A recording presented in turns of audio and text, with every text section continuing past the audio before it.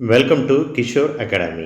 இன்றைக்கி இந்த வீடியோவில் 12th ஸ்டாண்டர்ட் ஃபிசிக்ஸ் எக்ஸாம்பிள் 2.27 என்ன அப்படிங்கிறத பார்க்க போகிறோம். English medium. இது ஒரு இம்பார்ட்டன்ட் கொஸ்டின், அதே நேரத்தில் ரொம்ப ரொம்ப ஈஸியான ஒரு கொஸ்டின். ஸோ ஆனுவல் எக்ஸாமினேஷனில் கேட்ட ஒரு கொஸ்டின்.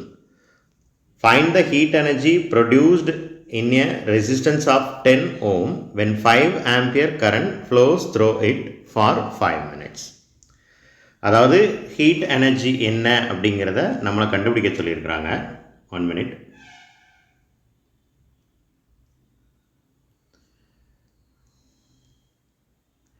ஹீட் எனர்ஜி என்ன அப்படிங்கிறத நம்மளை கண்டுபிடிக்க சொல்லியிருக்கிறாங்க. அதோட வேல்யூ என்ன அப்படிங்கிறது. ரெசிஸ்டன்ஸ் எவ்வளோன்னு கொடுத்துட்டாங்க, அண்ட் கரண்ட்டோட வேல்யூவும் என்னங்கிறத கொடுத்துட்டாங்க, அண்ட் டைமும் எவ்வளோ அப்படிங்கிறது கொடுத்துட்டாங்க, 5 minutes. ஸோ கொடுத்துருக்கிறதெல்லாம் அப்படியே எழுதுங்க.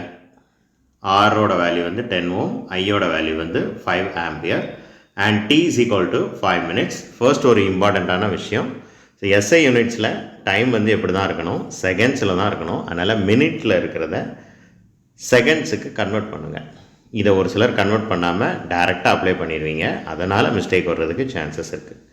இந்த சம்மில் அந்த ஒரு மிஸ்டேக் தான் வர்றதுக்கு சான்சஸ் இருக்குது. So 5 × 60 is equal to 300. அதை மேலே என்ன செஞ்சுக்கோங்க, கன்வெர்ட் பண்ணிக்கோங்க.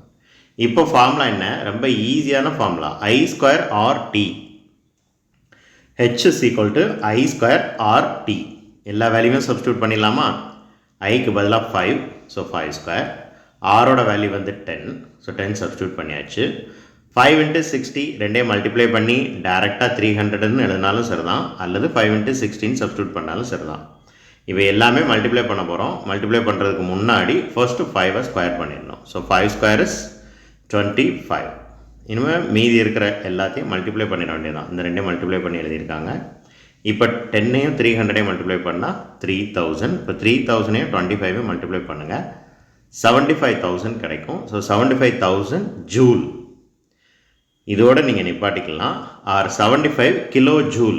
இதை 1000ஆல் டிவைட் பண்ணால், ஜூலை 1000ஆல் டிவைட் பண்ணால் கிலோ ஜூல் என்னங்கிறது கிடைக்கும். ஸோ 1000ஆல் டிவைட் பண்ணி கிலோ ஜூல்னு எழுதியிருக்கிறாங்க. இந்த ரெண்டு ஆன்சரையும் கண்டிப்பாக எழுதணுமா சார்? எழுதணும்னு அவசியம் இல்லை. 75,000 ஜூலோடு நீங்கள் நிப்பாட்டிக்கலாம். அதுக்கு அடுத்த ஸ்டெப் வரைக்கும் பண்ணலாம், ஃபுல் மார்க் கொடுத்துருவாங்க.